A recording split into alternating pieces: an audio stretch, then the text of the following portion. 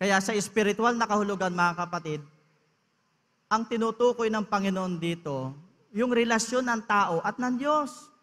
Bunga ng iyong pagsuway, pagdating sa Panginoon, patay ka. Kaya mahalaga na ang tao ay may relasyon sa Panginoon. Dahil kung wala, mga kapatid, ang tao ay patay sa harapan ng Diyos.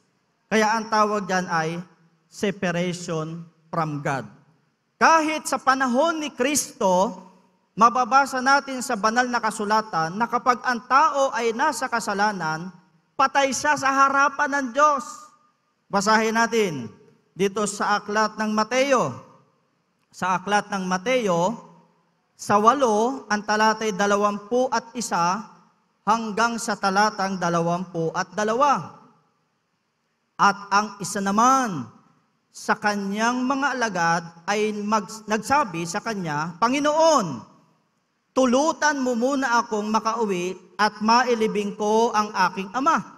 Dadapat sinabi sa kanya ni Jesus, sumunod ka sa akin, pabayaan mong ilibing ng mga patay ang kanilang sariling patay. Ano sabi ni Jesus? Sumunod ka muna sa akin. Hayaan mong ilibing ng mga patay yung kanilang sariling patay. Paano yun? 2 patay. Yung inuutusan niya, yung kanyang alagad na sinasabi niya sa kanya, sumunod ka muna sa akin. Hayaan mo yung mga patay dyan, ilibing nila yung kanilang sariling patay. Ano yun? Patay sa patay. Kaya ang spiritual na kahulugan niyan, yung patay sa espiritu sa harapan ng Diyos.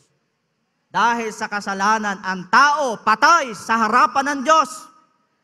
Kaya sabi ng Panginoon, pabayaan mo sila, yung mga patay na yan, patay sa espiritu.